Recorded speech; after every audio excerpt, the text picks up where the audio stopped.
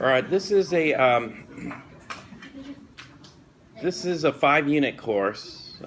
Being that's 5 units, it's a lot of hours you have to spend, outside of class as well. And perception of hours varies depending on who you talk to.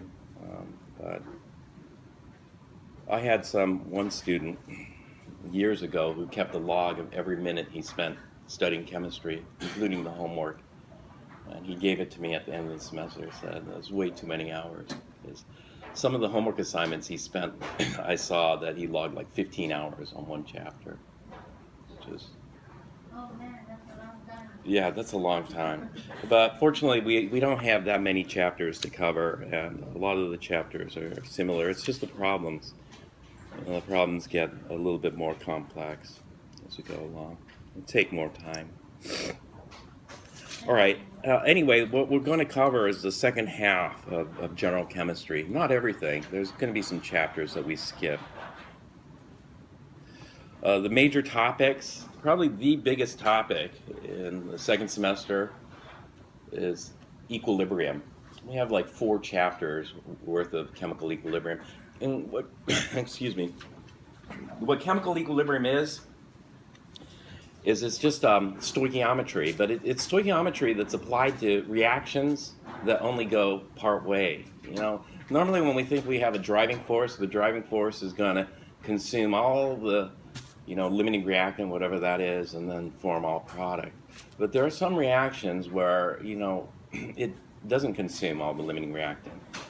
Some of it still remains unreacted, and that's because they're competing reactions. You have a forward reaction with a driving force and a reverse reaction with some driving force. So you got some competition in there. I think they're working on the painting, so they're sanding over there. All right, so we're going to spend a lot of time on chemical equilibrium. Well, chemical equilibrium, deals with chemical reactions. So we're going to be looking at a lot of different types of chemical reactions here. Well, maybe not a lot of different types, but a lot of different examples. We'll try to limit the number of types of reactions that we have to memorize. Do you recall, like in Chem 1A, how many different types of chemical reactions you had to memorize?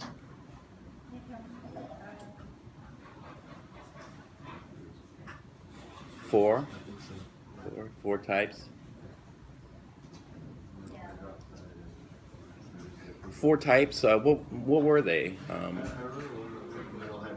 Metal hydroxide plus water. Okay, metal hydroxide plus water.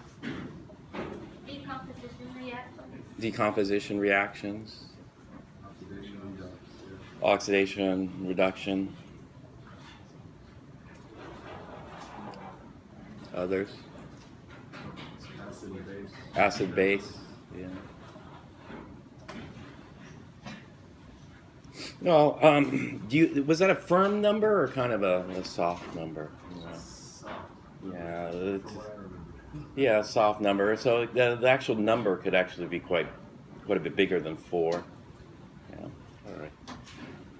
Well, we'll try to narrow it down a bit so you don't have too many you have to worry about. And so chemical equilibrium deals with something called chemical thermodynamics. And so we'll look at it. We're going to approach it in 2 ways. One, we're just going to do it from a practical approach, where we learn how to handle these reactions that only go part way. Like weak electrolytes. What do weak electrolytes do?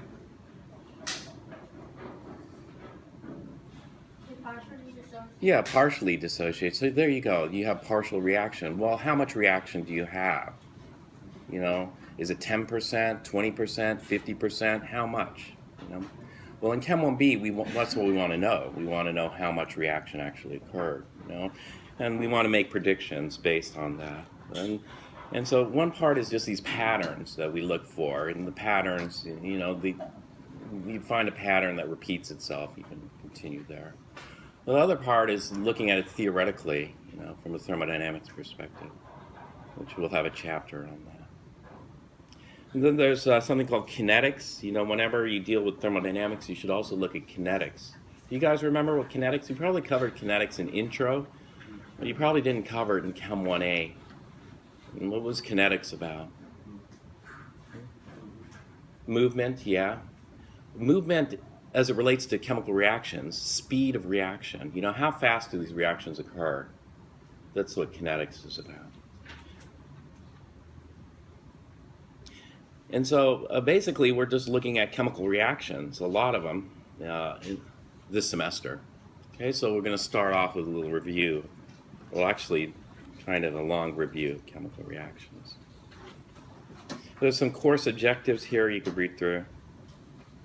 Things called student learning outcomes, which I'm sure you've seen before. All right, what are the required materials?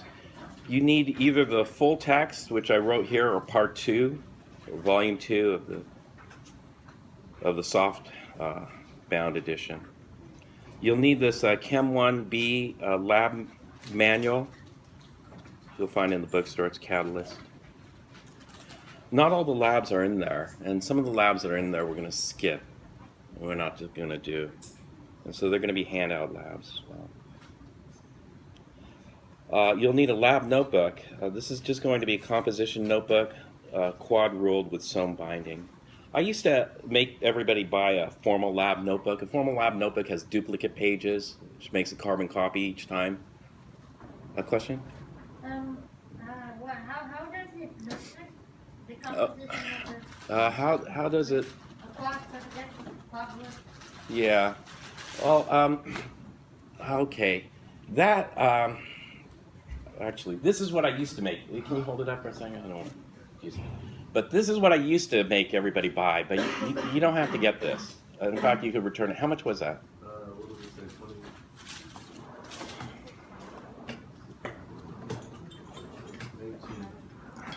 You're going to use that in organic. I just trying to do some paper redaction. This is what it looks like. This is in the engineering. This is the one we have in the bookstore. This is in the engineering section of the bookstore. It's like $3 or something. I'm not sure how much it is. But quad rule just means it's graph paper rule. Graph paper? Yeah. You know, it's if you don't have graph paper, you could get college ruled. This is a wide ruled version here. I've done that all. Yeah, you have a wide rule. You know, it's nice to have quad rolled. You could buy these quad rolled. You might have to look around. These are just a couple of bucks. I think Target might have them. These are a little more expensive, but they got some more room. So you might just want to pick this up from the bookstore. Again, engineering. Wait, so but if it's okay if I use the whiteboard? Yeah. Okay. You know, it's okay. You know, quad ruled is just so you can make tables a little easier, but I don't really. Oh, yes. I don't really particularly care. If you have the quad ruled, I mean, they're the same price. So if you have a quad ruled versus college versus wide ruled, get the quad ruled. If you can't find the quad ruled, that's okay. If you already bought that book, there's still, I think this you could return it and save some money. Yeah. I used to collect the carbon copies, but what I'm going to do this semester is I'm going to sign out your notebook. You know, at the end of the lab, each day, I'm going to take a look at your observations. Then just sign it on. That's normally what's done.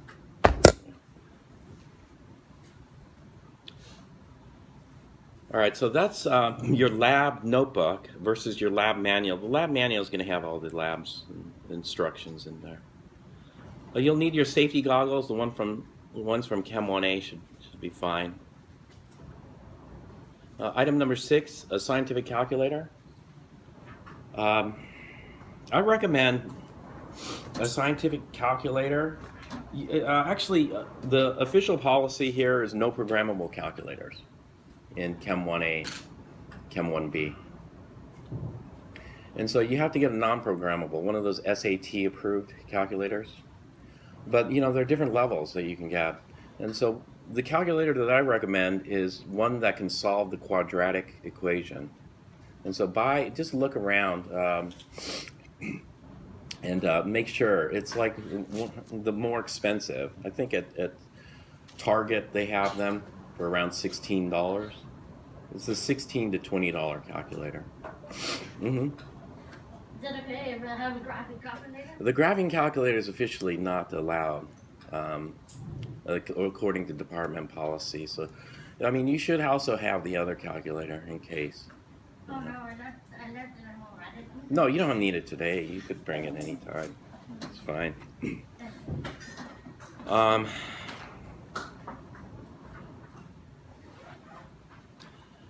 So look for the scientific calculator again that has the ability to solve quadratic equations. Unless you're good at solving quadratic equations using quadratic formula, you like to do that over and over again, then No. you're okay. Just wait.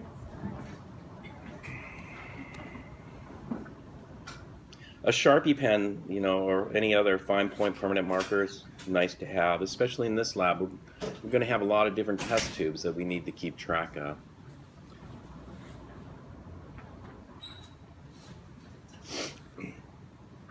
You'll need, for the lab, a lab coat is always a nice thing to have.